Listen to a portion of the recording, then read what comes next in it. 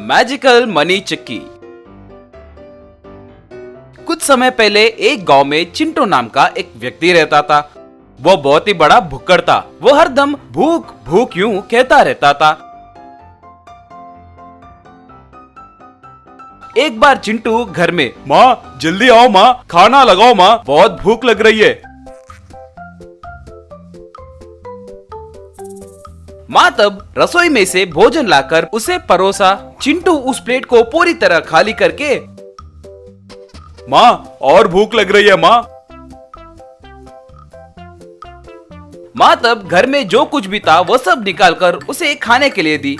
चिंटू वो सब खाकर, माँ मुझे और भूख लग रही है, और खिलाओ माँ।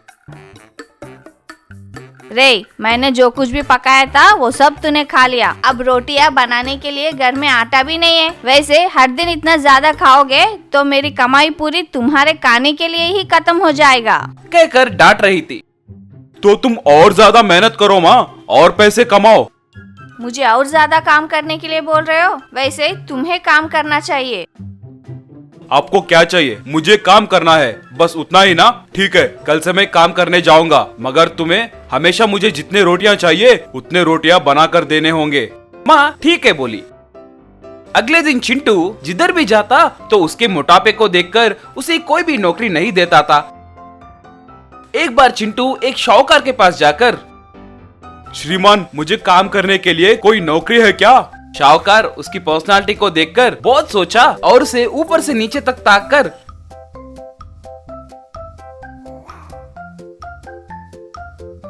ठीक है मैं तुम्हें नौकरी दूंगा। तुम्हें इस ट्रैक्टर में से बोरियां निकालकर मेरे गोडाउन में डालने होंगे। कितने पैसे चाहिए बोलो? श्रीमान मुझे पैसे नहीं चाहिए, मुझे पेट भर के खाना खिलाइए बस। शाहूकार मन में, ये कितना खाता होगा सोचकर, ठीक है तुम जितना खाओगे उतना भोजन ले लो। बस चिंटू उस ट्रैक्टर में से बोरियों को निकाला और गोडाउन में फटाफट डाल दिया।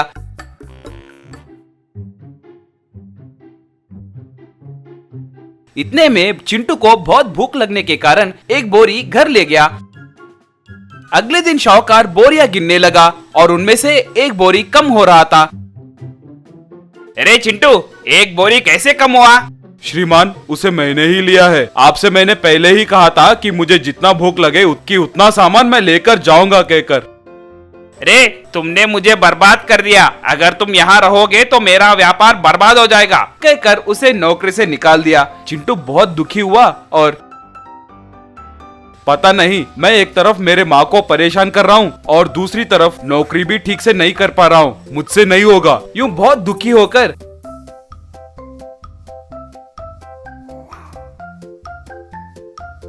जंगल में चला गया। चिंटू बहुत दूर चलने के बाद उसे बहुत भूख लगने लगी और वो यहाँ वहाँ देखने लगा। वहाँ उसे एक पुराना घर दिखाई दिया।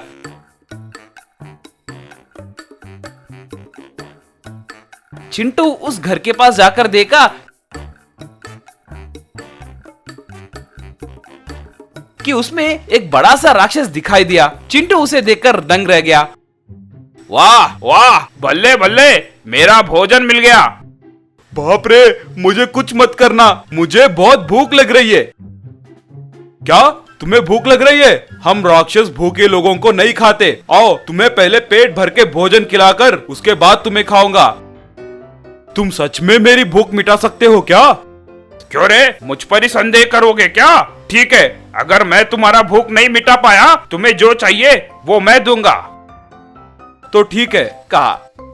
वो राक्षस परोसने लगा और चिंटू खाना खाने लगा।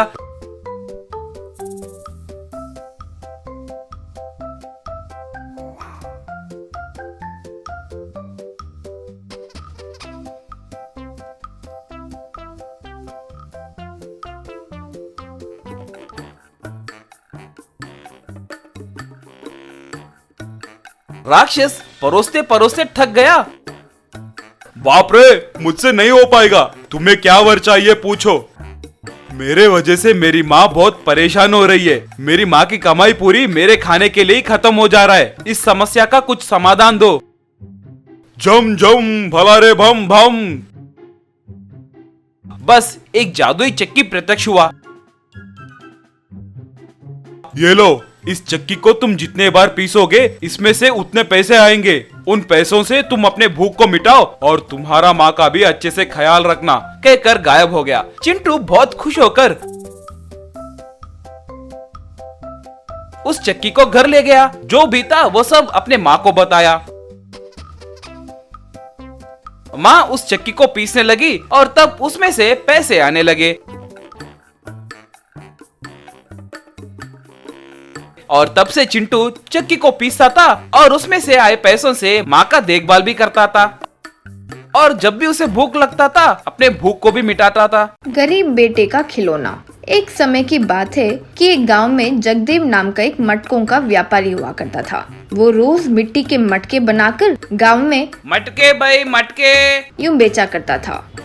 एक दिन जगदेव का बेटा सिद्धार्थ मटके बना रहे पिता को देखकर वहां आकर, पिताजी पिताजी मुझे भी खिलौने चाहिए पिताजी, मुझे उनके साथ खेलना है।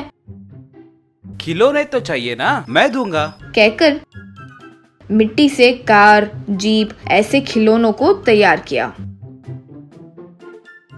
हे, मिट्टी के खिलौने बहुत अच्छे पिताजी, सुपर, मुझे बहुत अच्छे लगे पिताजी, यूं कहकर उनके साथ खेलने लगा। इतने में साइकिल लेकर राज नाम का एक धनवान परिवार का लड़का वहां आकर उस मिट्टी के खिलौनों को ठोकर मार दिया। बस वे मिट्टी के खिलौने टूटकर मिट्टी में मिल गए।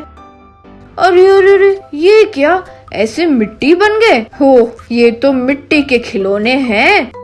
क्यों रे, मेरे खिलौनों को क्यों मिट्टी में मिला दिया? दिखाई नहीं देता। रे, जानते हो तुम किससे बात कर रहे हो? राज, इस दुनिया का बाप हूँ मैं, याद रखो। अगर खिलौने हो तो सिर्फ मेरे पास ही रहना चाहिए, तब भी सब आकर मेरे साथ खेलेंगे ना, वरना तेरे पास आ जाएंगे। जिसके खिलौने हैं उसकी मर्जी, तुझे क्या? रे, सिर्फ सुनना और मानना तुम्हारा काम है, ज्यादा बोला तो फिर वो मटके भी तोड़ दूंगा, ध्यान रहे। ये उसे धमकाकर चले गया। इस तरह सिद्धार्थ कई बार मिट्टी के खिलौने बनाया, लेकिन राज आकर उसे तोड़ता ही रहा। लेकिन सिद्धार्थ धीरज बनाए रखा। एक बार जगदेव बीमार पड़ गया। तब सिद्धार्थ घर की जिम्मेदारी लेते हुए पिता से, पिताजी आप आराम कीजिए, मैं मटकों को बनाकर उन्हें बेचा करूंगा। इस तरह मटके तैयार करके अगले दिन बेचने के लिए एक बंडी पर ले जा रहा था। तो इतने में राज आकर, क्यों रे, तुम्हें कितनी बार कहूँ, मिट्टी के खिलौने, मिट्टी के मटके ऐसे ना बेचो। देखो राज, मेरे पिता की तबीयत ठीक नहीं है, अगर मैं ये सब नहीं बेचूं तो हमारा घर नहीं चलेगा, प्लीज कृपया करके रास्ते से हट जाओ। क्यों रे, मुझे ही कहानियां सुनाओगे? कहकर उन मटकों को लात मारकर तोड़ दिया। सिद्धार्थ को गुस्सा आया, लेकिन वो कुछ नहीं कर सका और वहाँ से चले गया। उस रात सिद्धार्थ अच्छे से सोचकर इस राज को किसी तरह सबक सिखाना होगा, यूं सोचकर एक स्पेशल मटका बनाया। अगले दिन हमेशा की तरह मटके तोड़ने जब राज आया, क्यों रे, इतनी हिम्मत, जितनी बार भी तोड़ूं वापस वापस बनाकर लाते जा रहे हो, आज तुम गए रे। देखो, जितने मटके चाहो उतने तोड़ दो, लेकिन ये वाला मटका मत तोड़ो। तो फिर सबसे पहले उसे ही तोड़ूंगा। नहीं नहीं, वो स्पेशल मटका है, उसे सर पर लगाने से इंसान को ज्ञानोदय होता है। ज्ञान जब तक नहीं आए तब तक वो मटका बाहर नहीं निकलता, आगे तुम्हारी मर्जी। क्या रे, मुझे ही कहानियां सुना रहे हो? ठीक है, उस काले मटके को सर पर मैं रखूंगा, कहकर दोनों हाथों से काले मटके को लेकर अपने सर पर रखा। क्या रे, पूरा अंधेरा है, अरे मुझे कुछ दिखाई क्यों नहीं दे रहा है? अरे ये क्या, मटका बाहर ही नहीं आ रहा है, बचाओ, ये सिद्धार्थ कहीं का मुझे कुछ कर दिया, यूं पुकारने लगा। दूर से गांव के बड़े जल्दी जल्दी आकर, क्या हुआ बेटा, क्यों ये मटका पहने हुए हो? अरे मेरी मती मारी गई थी जो पहन लिया जी, पहले ये मटका कृपया करके निकाल दीजिए, बेकार में पहन लिया, ये सिद्धार्थ कहीं का मुझे धोखा दिया। सिद्धार्थ तब गांव के बड़े से जो हुआ वो सब बताया। गांव का बड़ा अच्छे से हंसते हुए अच्छा सबक सिखाया इसे, कहकर एक लकड़ी लेकर उस मटके को मारने लगे। बहुत मारने पर भी वो मटका नहीं टूटा तो गांव का बड़ा सिद्धार्थ से, ये क्या सिद्धार्थ, इतना मारने पर भी ये नहीं टूट रहा है? ये नहीं टूटेगा सर, मैंने स्पेशल तरीके से बनाया है, इसे ज्ञान आने के बाद ही ओपन होगा। तो तुम्हें क्या लगता है, राज को ज्ञान मिल गया होगा? पता नहीं सर, फिर से कहीं मेरे मटके ना तोड़ दे। नहीं नहीं, मैं अब कभी नहीं मटके तोड़ूंगा, प्रॉमिस प्रॉमिस, मुझे अक्ल आ गई है। तब सिद्धार्थ ने उस मटके पर पानी डाला तो वो पिघल गया। तब से राज सिद्धार्थ के मटकों को, खिलौनों वगैरह को तोड़ना बंद कर दिया था।